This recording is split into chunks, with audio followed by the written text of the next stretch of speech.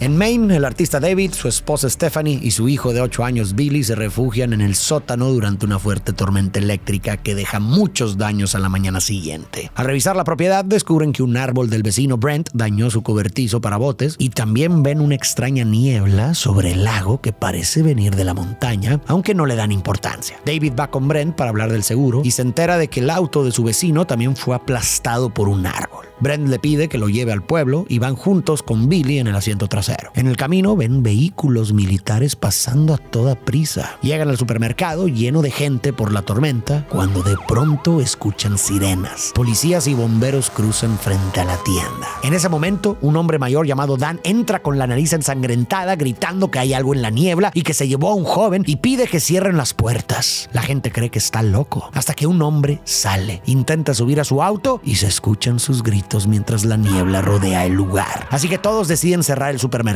Poco después, un temblor desata el pánico. La mayoría se niega a salir, pero una mujer desesperada insiste en ir por sus hijos, a quienes dejó solos. Pide que alguien la acompañe. Nadie acepta. Ella maldice a todos, se va sola y se adentra en la niebla. Billy tiene fiebre y David intenta tranquilizarlo mientras conversa con Sally, una empleada del supermercado, y Amanda, una maestra nueva en el pueblo. Luego, David busca mantas y Ollie, el asistente del gerente, lo envía a la parte trasera, donde encuentra un generador de emergencia averiado que suelta humo y decide apagarlo. En la oscuridad, David escucha un ruido detrás de la puerta del garaje, como si algo la estuviera empujando. Vuelve para advertirlo, pero los empleados no le creen y quieren abrir para arreglar el problema. David intenta detenerlos. Les dice que si abren, lo que está afuera puede entrar. Jim se ofende y lo acusa de creerse superior por ser artista. Aunque Ollie insiste en que el generador no es necesario, Jim, terco, ordena a Norm, el chico que embolsa las compras, que abra. David le suplica a Norm que no lo haga, pero el chico lo ignora y abre la puerta. Una criatura con tentáculos lo agarra de la pierna. David y Ollie intentan salvarlo, pero no pueden y el chico muere. Apenas logran ahuyentar el monstruo. David le corta un tentáculo con un hacha y cierran la puerta. Jim se disculpa, pero luego culpa a David por no haberlo advertido mejor. David lo golpea y le reclama que por su terquedad el chico terminó muerto. Después debaten si decirle la verdad a los demás. Ollie propone empezar con Brent, que es un abogado influyente. Le cuentan, pero Brent no les cree y reacciona con hostilidad. Luego se lo dicen a todos y nadie les cree hasta que muestran el tentáculo a Bud, el gerente. Bud confirma la amenaza y empiezan a reforzar las ventanas del frente. Aún así, Brent sigue escéptico y arma un grupo para pensar racionalmente cómo salir. En cambio, la señora Carmody comienza a predicar que viene el apocalipsis y que Dios exige un sacrificio de sangre por los pecados del pueblo. Dice que se han burlado de Dios durante demasiado tiempo y que ahora Él exige sangre como retribución, tal como Abraham estuvo dispuesto a sacrificar a su primogénito para probar su amor a Dios. Sus palabras aterrorizan a los niños y Amanda la bofetea para que se calle. Jim también se enfurece con Carmody. La señora Carmody aseguran que esa noche vendrán y se llevarán a alguien más, y que cuando eso pase todos llorarán ante Dios y le rogarán a la madre Carmody que les muestre el camino. El grupo de escépticos, liderados por Brent, decide salir de la tienda para buscar rescate. David intenta detenerlos, pero Brent lo ignora, insistiendo en que no hay nada en la niebla. La señora Carmody les advierte que todos van a morir. A un hombre le atan una cuerda a la cintura para ver hasta dónde logra llegar. En cuanto entra en la niebla, la cuerda se tensa con fuerza durante unos segundos y luego queda completamente inmóvil. David la recoge poco a poco hasta que aparece sangre y al final solo regresa a la parte inferior del cuerpo del hombre. El supermercado queda en shock. Con esa prueba, la gente por fin toma en serio la amenaza. Colocan luces por toda la tienda pensando que ahuyentarán a las bestias, pero solo atraen insectos voladores gigantes. Estos rompen los vidrios y se meten en el local, desatando el caos y causando varias muertes. Una de las criaturas ataca a Sally y la pica en el cuello, eliminándola. Jessup, un soldado que acababa de confesar que sentía algo por ella, queda destrozado. Además, 2 personas mueren por los insectos y otra se quema viva al intentar incendiarlos. La señora Carmody describe con precisión una escena bíblica que aparece replicarse ahí mismo y en medio del caos un insecto se posa sobre ella. Ella permanece completamente quieta y después de susurrar "mi vida por ti", el insecto se va sin hacerle nada. Mientras tanto, el gerente Ollie salva a Billy al dispararle a uno de los insectos antes de que lo ataque y por un momento quedan a salvo. Como varias predicciones de Carmody se cumplen, ella empieza a predicar con más fuerza y gana seguidores entre los sobrevivientes. Aquí ya voy a comenzar a hacer algunos comentarios. Hay muchos temas interesantes en esta película, pero si tuviera que escoger uno que la sostiene de principio a fin, sería este. ¿Qué pasa cuando estamos muertos de miedo y además no entendemos lo que está ocurriendo? Al inicio, vimos a Dan entrar con la nariz ensangrentada, gritando advirtiendo gritando que nadie saliera. Luego escucharon los gritos de un hombre mientras la niebla se metía y después ocurrió un temblor. Hasta ahí había incertidumbre e inquietud, pero todavía no terminaban de entender qué había afuera, hasta el suceso del generador. Ese momento fue el quiebre porque ahí ya tenían una prueba tangible del peligro. Hay algo ahí afuera, real, y puede matarlos. Eso intensificó el miedo y entonces vimos cómo en la desesperación las personas empezaron a buscar distintas formas de consuelo o esperanza para enfrentar lo que está pasando. Vimos 3 actitudes. Una fue la negación, a través de Brent y su grupo. Esta es una respuesta psicológica muy común frente a situaciones demasiado grandes o demasiado absurdas para procesarlas. A veces lo que vivimos es tan difícil de aceptar que la mente prefiere negarlo, actuar como si no fuera verdad, porque simplemente no puede asimilarlo en ese momento. Otra fue la de David y su grupo, que fue más mesurada. Ellos no negaron la amenaza como Brent, pero tampoco se entregaron a una historia mística para calmarse. Se concentraron en hacer lo que se podía hacer. Todavía sienten una sensación de agencia, como si aún tuvieran algo de control sobre la situación. No se dejan arrastrar por el pánico y no se resignan del todo. Y la otra actitud fue el fanatismo religioso representado por la señora Carmody, porque cuando la gente está desesperada, muchas veces lo que busca no es la verdad, sino alivio. Y Carmody fue ganando seguidores justamente conforme el miedo se intensificó. Al principio vimos cómo Carmody fue ignorada e incluso agredida por sus discursos, pero conforme más personas murieron, el miedo creció y la desesperanza se metió en el ambiente y entonces la gente empezó a seguir sus creencias. Un ejemplo claro de esa transición la vamos a ver en Jim, que al inicio hemos visto cómo era totalmente escéptico y hasta le gritó a Carmody, pero después vamos a ver cómo, sobre todo tras un episodio en específico, va a regresar en shock, resignado ante la amenaza. Y en ese estado, alguien como Carmody se vuelve peligrosamente atractiva porque te da una explicación total y sobre todo te ofrece una solución. Mientras más grande es el miedo y la desesperación, mientras más fuerte es la sensación de sentirse indefensos y sin control, más aumenta la vulnerabilidad hacia cualquier figura que se presente como una posible solución. Así es como Carmody fue ganando adeptos, y esto se ha visto una y otra vez a lo largo de la historia. En momentos de crisis, miedo e incertidumbre, aparece alguien con un discurso firme que promete una salida, divide el mundo en buenos y malos, y la gente lo sigue porque necesita creer en algo. El gran problema es que cuando tienes personas asustadas y ya capturadas por una ideología, puedes convencerlas de hacer casi cualquier cosa. Y las ideas de Carmody no son nada bonitas. La solución que propone es el sacrificio. En la lógica fanática, cuando algo se vuelve necesario, la moral se vuelve flexible. Y aunque esto parezca exagerado, no está tan lejos de lo que ha pasado muchas veces en la realidad. El miedo puede hacernos sacar conclusiones apresuradas y actuar de forma impulsiva e irracional hasta el punto de justificar lo impensable. Vamos a ver qué es lo que pasa más adelante con esto. Para ayudar a un herido llamado Joe, David propone ir a la farmacia vecina por suministros y después llevarse en su camioneta a quienes quepan para alejarse de la niebla. Amanda y otros intentan disuadirlo por lo peligroso, pero David advierte que cada vez más gente seguirá a Carmody, lo que podría volverlos un peligro. Amanda cree que la gente es decente, pero David responde que lo es mientras exista orden. Cuando desaparecen las reglas y aparece la desesperación, la gente actúa de forma primitiva. Dan y Oldie coinciden. Si asustas lo suficiente a las personas, puedes convencerlas de hacer lo que sea, y terminarán arrodillándose ante cualquier cosa que les prometa una solución.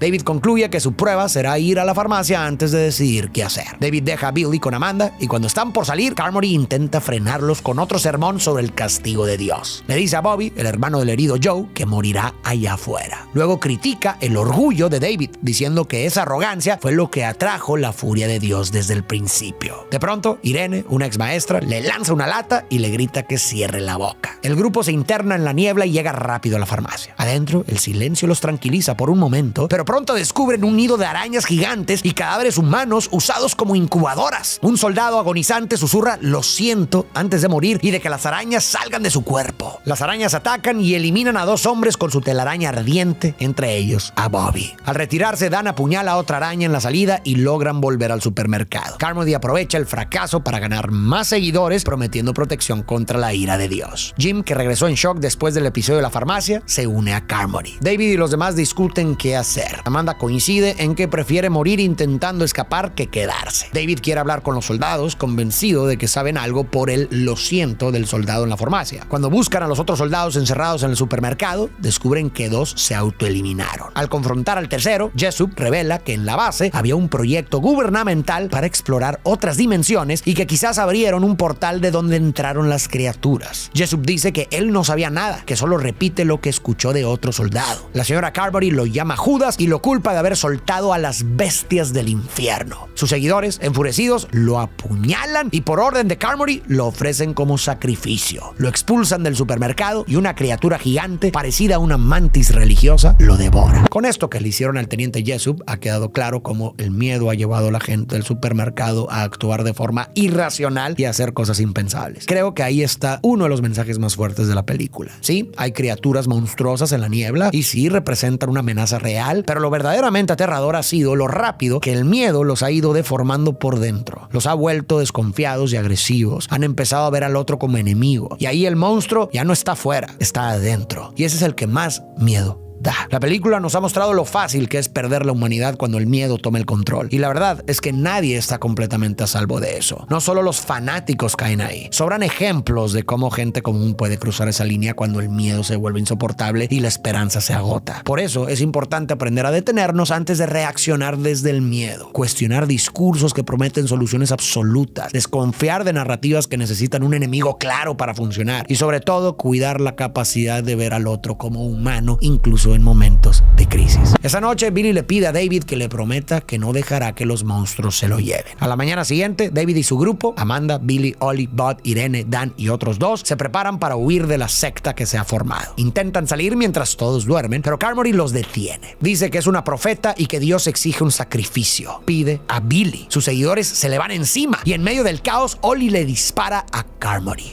poniendo fin a su locura. Finalmente logran escapar, pero al intentar llegar a la camioneta de David, Ollie y otras 2 personas son devorados. David, Billy, Amanda, Dan e Irene sí alcanzan a subir. Bud no, pero consigue correr de regreso al supermercado. David ve la pistola de Ollie en el cofre y justo cuando un monstruo se lanza hacia él, logra agarrarla por poco. Luego conducen entre la niebla hasta la casa de David, donde encuentra a Stephanie muerta, colgada en telarañas. Destrozado, decide alejarse del pueblo para ver hasta dónde pueden llegar.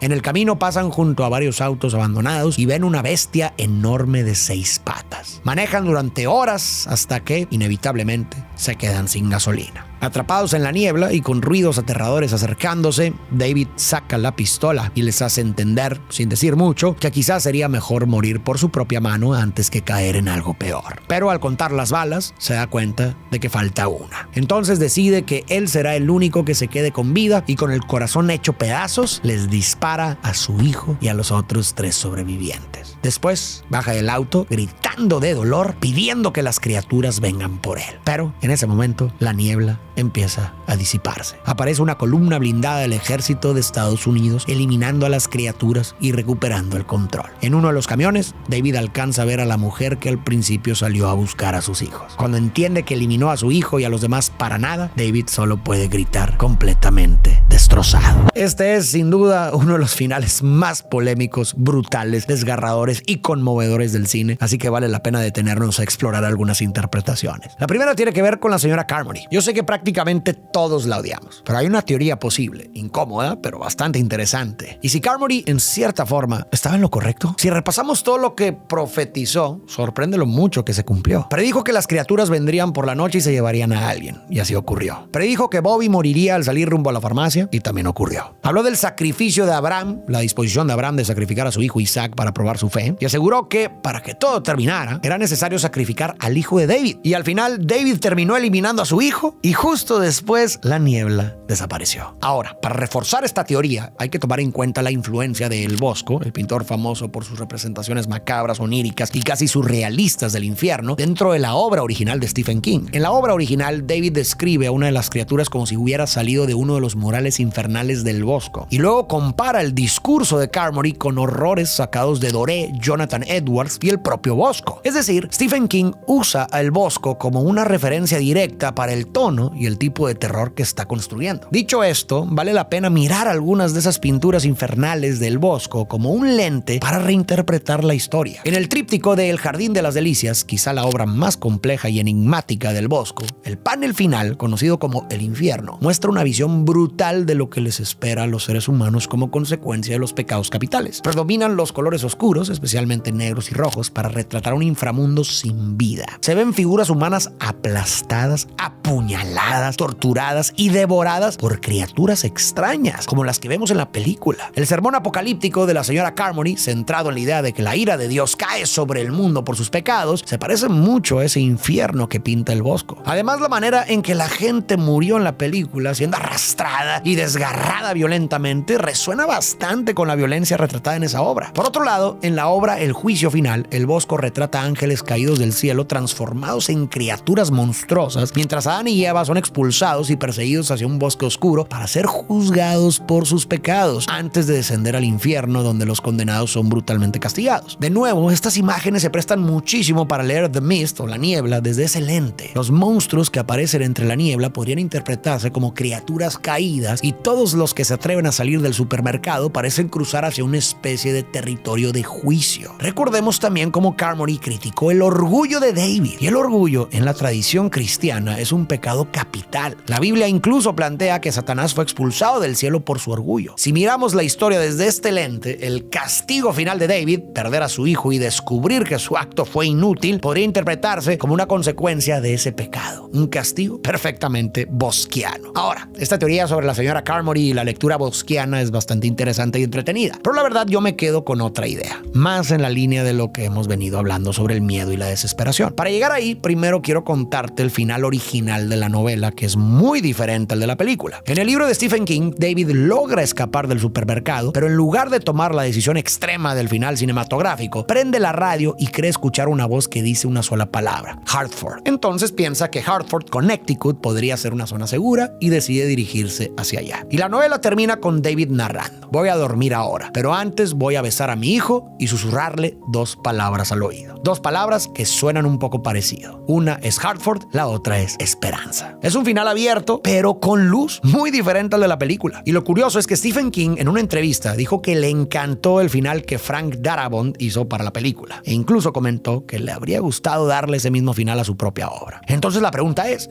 ¿por qué Frank quiso hacer un final literalmente opuesto, tan desesperanzador y demoledor? La clave está en otra película que Darabont dirigió, también basada en una historia de Stephen King, y que de hecho es de mis favoritas: The Shawshank Redemption. Tengo un relato y reflexiones sobre esa película, así que si no lo has visto, te recomiendo que después de este video te vayas a ver ese. Te dejo el link en la descripción. En una entrevista, Frank explicó que The Mist funciona como una obra complementaria de Shawshank. Si has visto Shawshank, sabes que es una película sobre la esperanza y sobre no soltarla pase lo que pase. Andy, el protagonista, es condenado a 2 cadenas perpetuas en prisión y aún así se aferra a la esperanza. Entonces, si Shawshank es una película sobre el valor de la esperanza, The Mist es una película sobre el peligro de la desesperanza. Y visto así, el final de la película es la manera perfecta de cerrar ese mensaje. David estuvo aguantando muchísimo, haciendo todo lo posible por proteger a su hijo, pero llegó un punto en el que perdió la esperanza de que pudieran sobrevivir, justo cuando la salvación estaba a nada de distancia. Por eso la madre que apareció al final con sus hijos funciona como el contrapunto de David. Es literalmente lo que habría pasado si David no hubiera soltado la esperanza. Esa mujer se adentró en la niebla para rescatar a sus hijos, aunque todos estaban aterrados e intentaron detenerla. No la soltó y como resultado los salvó. David, en cambio, soltó la esperanza y perdió a su hijo. Así que el mensaje final para mí es este: incluso cuando la vida se sienta como una pesadilla interminable, no hay que soltar la esperanza, porque puede ser lo único que evita que el miedo nos destruya por dentro. Hacer lo que nos toca, aguantar un poco más y seguir avanzando, porque nunca sabes en qué momento la niebla puede empezar a disiparse. Y a veces, como en la película, eso puede estar más cerca de lo que crees.